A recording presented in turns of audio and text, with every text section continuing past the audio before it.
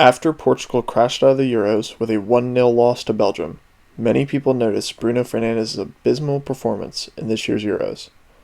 Many people have argued that Bruno Fernandes is not the quality player people make him out to be. So in this video, I'll be displaying my opinion on whether Bruno Fernandes is overrated. Bruno Fernandes has completely transformed Manchester United ever since his winter transfer move in 2020. In his first half season, he helped Manchester United barely squeak into the top 4 on the final match day, scoring 8 goals and 7 assists in 14 appearances in the league. The next season, Bruno would once again fill up the stat sheet, scoring 28 goals and having 17 assists in all competition. However, many people have tried to discredit his stat line, as many people believe that he is overrated.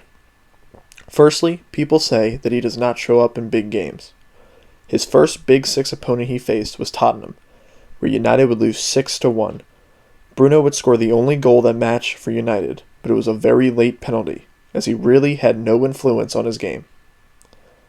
In the next 6 Big Six matchups, he would have no impact on the score sheet, meaning that in his first 7 Big Six games, he had 1 goal and 0 assists, and that goal coming from the penalty shot after losing 6-0. Then in his last 3 Big Six matchups, he would score twice, once against Man City and once against Liverpool, for a grand total of 3 goals and 0 assists in the 10 Big Six matchups in the league campaign. I think this is a fair argument against him, as in the attacking 10 position, he needs to bring at least assists and some goals into those big matchups. Also in these 10 games, he had only had 15 key passes, showing that he barely had any impact on those games, compared to his 76 key passes in the other 25 matches he played. Although, I do not think this makes him overrated, as Manchester United in those big games usually were not the team to dominate possession, as they were more of a counter-attacking offensive team.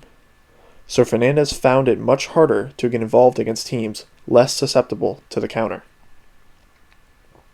The other argument people will make when claiming Bruno Fernandes is overrated is that he only scores penalties.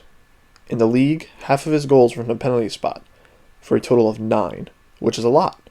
However, if it was to take away his penalty goals, he would still end the season with 9 goals and 12 assists, which most people would mark down as a very impressive season. He is a 10, and he is supposed to bring some goals in that position.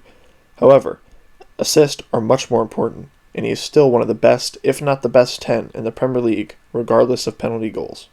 Basically, I do not think Bruno Fernandes is overrated, when a non-United fan is saying that he is great. However, some United fans claim that Bruno Fernandes is the best player in the league, or that even he is better than the likes of Kevin De Bruyne. Those people that claim Fernandes is better than De Bruyne, you're overrating Bruno Fernandes, as De Bruyne is vital to every team he's a part of. He is very consistent and always shows up and plays amazing. That cannot be said about Fernandes. However, Fernandes is probably the best 10 in the Premier League, with De Bruyne being more of an 8. So, to most people, I do not think he is overrated.